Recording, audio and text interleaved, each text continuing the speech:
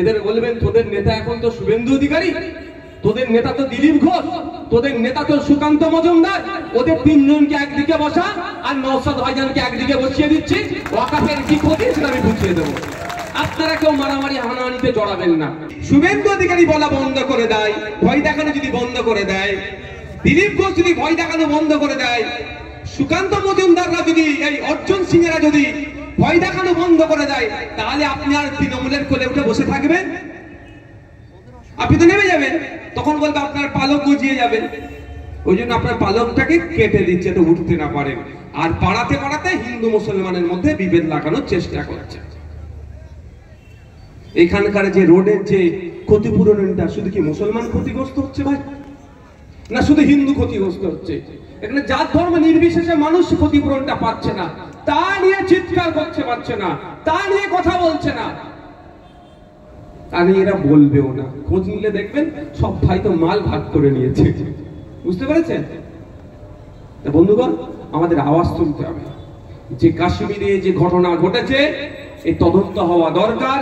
যারা ওই কাশ্মীরের বর্ডার থেকে 300 কিলোমিটার দূর পেহেলগাঁওতে এসে সন্ত্রাসবাদী হামলা চালিয়ে লুকিয়ে গেল, তাদেরকে খুঁজে বার করতে হবে, 6 মাসের মধ্যে বিচার করে তাদেরকে ফাঁসি দিতে হবে। এই আওয়াজ তুলতে হবে।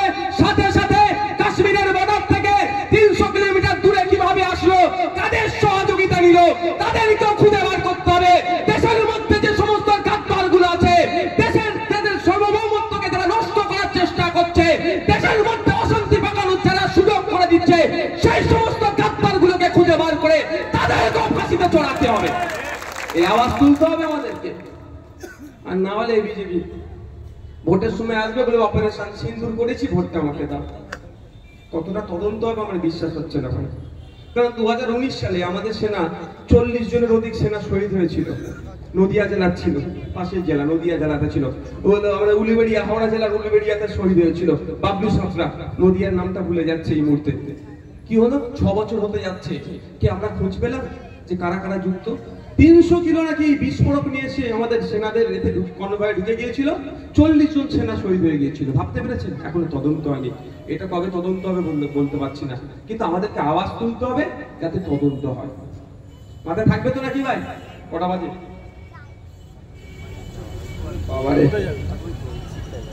26,000 চাকরির বাতিল তো মনে বলেছে নাকি? আমাকে বলে দিচ্ছে হয়ে গেছে। আমি তাহলে ওয়াকাফে চলে আসছি একদম। হ্যাঁ, ওয়াকাফ নিয়ে কারা শুনতে চান এটা হাত তুলুন তো। আপনারা শুনতে চান? আপনারা শুনতে চান ওয়াকাফ নিয়ে? ঠিক আছে। আমরা সর্বপ্রথম আসি দুটো বিষয়, যে দুটো বিষয় এই সুকান্ত মজুমদাররা, অর্জুন সিং এরা আমাদের মধ্যে, আমরা এই পাশাপাশি বসবাস করি হিন্দু মুসলমান নির্বিশেষে, আমাদের মধ্যে হিংসা তৈরি করার চেষ্টা করছে।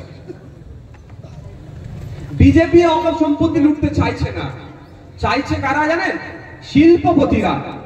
আর বিজেপিকে যারা ফান্ড দেয় তারা ওয়াকাফ সম্পত্তিটা লুটতে চাইছে। বিজেপিকে যেটা বলছে আইনটা তুমি এইরকম করে দাও। বুঝতে পারছেন? এই ওয়াকাফটা নিয়ে হিন্দু মুসলমানের লড়াই নয়, মুসলমানের সাথে হিন্দুর ওয়াকাফ নিয়ে কোনো লড়াই নাই। এটা কিন্তু ভুল বোঝানো হচ্ছে। আর এটা শুধু মুসলমানদের ধর্মীয় সমস্যা নয়, এটা সংবিধানকে বাঁচানোর লড়াই। তাই সংবিধানকে বাঁচাতে গেলে শুধু মুসলমানকে রাস্তায় থাকলে হবে না, আইনি লড়াই শুধু মুসলমানকে গেলে হবে না, সংবিধান প্রেমী সমস্ত জাত ধর্ম বর্ণের মানুষকে সাথে নিয়ে ঐক্যবদ্ধ হয়ে সংবিধানকে বাঁচাতে হবে। আমি দুটো, প্রথম এদের মিথ্যাচার, যে মিথ্যাচারের মাধ্যমে হিন্দু মুসলমানের মধ্যে ফাটল ধরানোর চেষ্টা করছে, তার জবাবটা আগে দিই। তারপরে কেন আমরা এই আইন মানতে চাইছি না, কেন বাতিল করতে বলছি সে বিষয়ে বলবো আপনাদের। কি দাঁড়াবে সেটাই ওয়াকাফ বোর্ডের হয়ে যাবে। ওয়াকাফ বোর্ড যদি আমার হিন্দু ভাইয়ের তুলসী তলায় দিয়ে বলে এটা ওয়াকাফের সম্পত্তি, ওটা নাকি ওয়াকাফ হয়ে যাবে।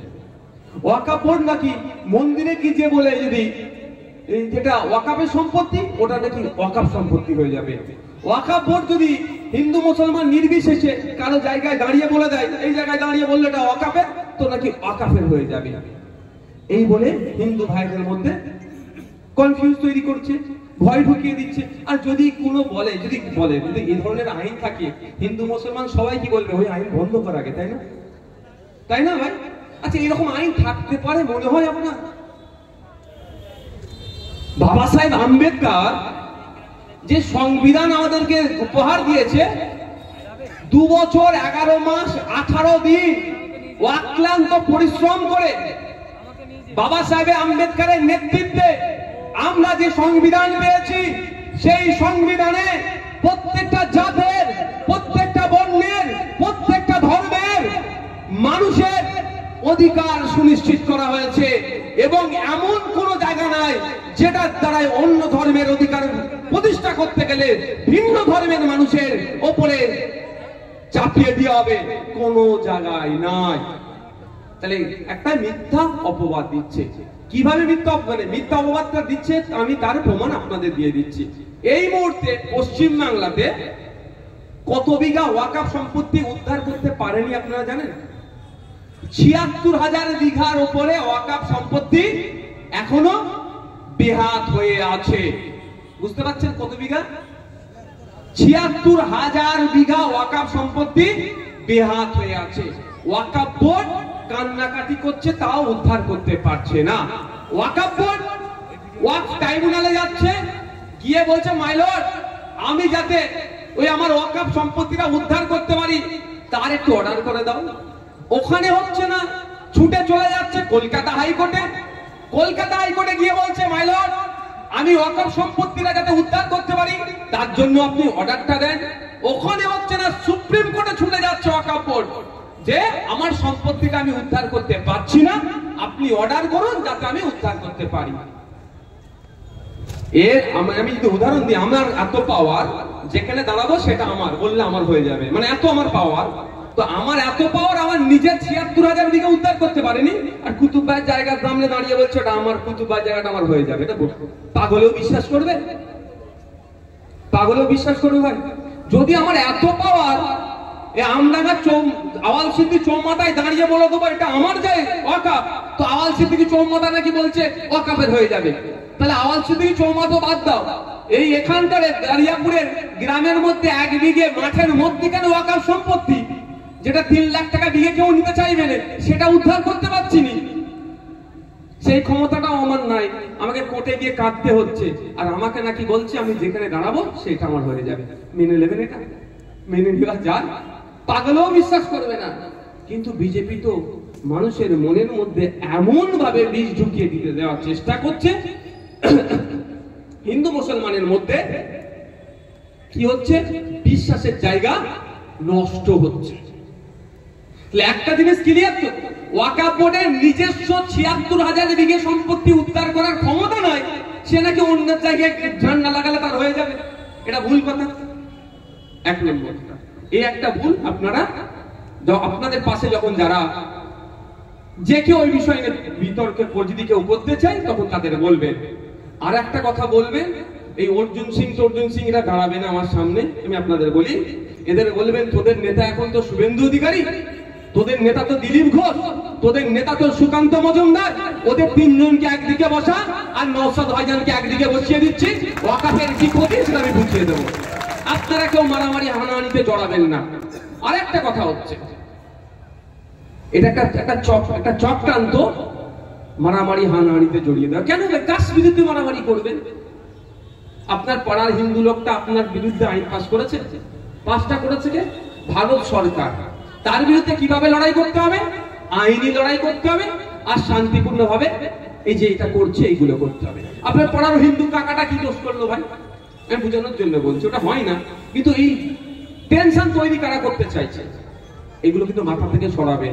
এই লড়াইটা হিন্দু মুসলমানের লড়াই নয়, এই লড়াইটা হচ্ছে আদানি আম্বানি শিল্পপতিদের নজর পড়েছে, কলকাতার ভালো ভালো ওয়াকফ প্রপার্টি গুলো আছে সেইগুলোকে নিয়ে ওরা আমাদের জায়গা করবে, স্টার হোটেল বানাবে, দিল্লির জমিনে যে সমস্ত ভালো ভালো প্রপার্টি গুলো আছে ওয়াকফের সেইগুলো তারা নেবে, মুম্বাইয়ের মতো জায়গাতে, নাবি মুম্বাইয়ের মতো জায়গাতে, বেঙ্গালোরের মতো শহরে, আপনার আহমেদাবাদের মতো শহরে, কর্ণাটকা কেরলা থেকে শুরু করে আন্ধ্রপ্রদেশ থেকে শুরু করে ভারতবর্ষের বিভিন্ন শহরে যে ভালো ভালো ওয়াকফ প্রপার্টি গুলো আছে সেইগুলো নিয়ে স্টার হোটেল বানাবার স্বপ্ন শিল্পপতিরা দেখেছে।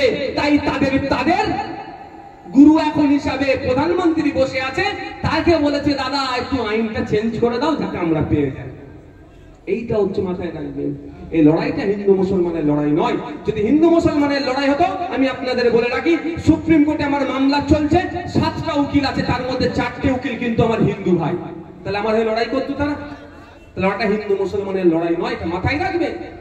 এটা তৃণমূল বিজেপি এরা করতে পারে তাদের ভোট ব্যাংকের রাজনীতি করার জন্য। পার্লামেন্টে যখন উভয় কক্ষে বা রাজ্যসভায় লোকসভায় এই বিল নিয়ে যখন চর্চা হচ্ছিল, যখন বিরোধী দলের বক্তাদের নিয়ে আসা যুক্তির কাছে বিজেপি কুপকাত হয়ে যাচ্ছিল, একদিকে গৌরব গগৈ থেকে শুরু করে আদিবাসী সমাজের বিধায়ক এমপি থেকে শুরু করে, শিখ সমাজের এমপি থেকে শুরু করে, মুসলিম সমাজের এমপি থেকে শুরু করে ভিন্ন সম্প্রদায়ের মানুষের তর্ক যুক্তির কাছে বিজেপি কিন্তু কুপকাত হয়ে যাচ্ছিল। শুধু সংখ্যার ভিত্তিতে পাশ করিয়ে নিয়েছে। কিন্তু যারা এই বিলের বিপক্ষে ভোট দিয়েছে, যারা ভোট দিয়েছে তাদের নামের আগে পড়ে দেখেছেন, সিরি আছে, শিখ সম্প্রদায় আছে, সর্দার আছে, মুসলমানও আছে। কিন্তু মুসলমান 100টার মধ্যে 10টা, 90% কিন্তু আমার হিন্দু ভাইয়েরা এই বিলের বিরোধিতা করেছে পার্লামেন্টে দাঁড়িয়ে। তাহলে এটা হিন্দু মুসলমানের লড়াই নয়? যদি মুসলমানের লড়াই হতো তাহলে তাদের কি দরকার ছিল ভাই? তারা যাই তৃণমূলের তো 3টে এমপি যায়নি, তার মতো না দিয়ে বসে থাকতো ঘরে, কি দরকার ছিল ভাই শত্রুতা বাড়িয়ে? কিন্তু তারা এটা দেখেছে এটা শুধু মুসলমানদের সমস্যা নয়। সংবিধানের 14 নম্বর আর্টিকেল, 15 নম্বর আর্টিকেল, 25 নম্বর আর্টিকেল, 26 নম্বর আর্টিকেল, 29 নম্বর আর্টিকেল, 300 এই ধরনের আর্টিকেলের উপরে আঘাত দিচ্ছে। সুতরাং সংবিধানকে বাঁচাতে হবে। আজকে ওয়াকফ সম্পত্তিতে নজর দিয়েছে, কালকে দেবত্ব সম্পত্তিতে নজর দেবে, তারপরে দিন শিখেদের গুরুদুয়ারের সম্পত্তিতে নজর দেবে, তারপরে দিন আপনার চার্চের সম্পত্তিতে নজর দেবে, তারপরে দিনে হয়তো আপনার পার্টিদের সম্পত্তিতে নজর দেবে, তারপরে আবার ভিন্ন যে সম্প্রদায় আছে তাদের ধর্মীয় সম্পত্তিতে নজর দিতে পারে। সুতরাং এখন যখন নজর পড়েছে ধর্মীয় সম্পত্তির উপরে, আমাদের লড়াই হবে সংবিধানকে বাঁচানোর, ওই আর্টিকেলগুলোকে বাঁচানোর জন্য। তারা ঐক্যবদ্ধ হয়ে পার্লামেন্টে লড়াই করছে এবং সুপ্রিম কোর্টেও লড়াই করছে, মাঠে ময়দানেও লড়াই করছে। এটা মাথায় রাখবেন, এই লড়াইটা হিন্দু মুসলমানের নয়, কিন্তু গুলিয়ে দেওয়ার চেষ্টা করছে। আপনি বলুন একটা কথা, আচ্ছা শুক্রবারে তো 5 ওয়াক্ত নামাজকে আমি বিতর্কে যাব না, শুক্রবারে তো সবাই কম বেশি মসজিদে যায়, অন্য সময় ব্যস্ত এত যেতে পারি না আমরা, অনেকে ব্যস্ততা দেখায়। তো আপনাদের বলি, নামাজের সময় তাকবীর ছাড়া একটা এক্সট্রা তাকবীর কেউ দেন? যারা মুসলমান সমাজের আছে বলুন তো, দেন কেউ? নামাজে যে কটা তাকবীর আছে তার বাইরে একটাও দেন নেই। তাহলে ওয়াকফ সম্পত্তি বাঁচানোর জন্য অত তাকবীর দিচ্ছেন কেন? যখন আপনি তাকবীর দেবেন, একে আমার পাশে ওকে পাবেন, একে পাবেন, এ পাবেন, এর নাম কি জানেন? হ্যাঁ, সৌম্যদীপ দাস। একে পাবেন? বলো না কথা, কেন পাবেন? এ কেন থাকবে ভাই? তখন এটা মুসলমানদের ব্যাপার, মুসলমানরা বুঝবে। এটা বিজেপি চক্রান্ত। আপনি হয় ইচ্ছা করে ফাঁদে পা দিচ্ছেন, আর নালে শুভেন্দু অধিকারী বা অর্জুন সিং মাল দিচ্ছে, সাই করছেন আপনারা। আমিও যদি করি আমার মেনে এটাই। আমরা এটাকে সংবিধানকে বাঁচানোর জন্য নওশাদ সিদ্দিকী শহীদ ভাইরা এক জায়গায় থাকতে হবে। তো আমরা শুক্রবারে নামাজের ছাড়া একটা এক্সট্রা তাকবীর দিচ্ছি নি, আর ওয়াকফ আমাদের সম্পত্তি আমরা বুঝে নেবো, কারো লাগবে না, ঘোড়ার ডিম হবে। এগুলো সব বিজেপির ট্যাপে আমরা পা দিচ্ছি কিন্তু। আর তৃণমূল ফিক ফিক করে মজা দেখছে।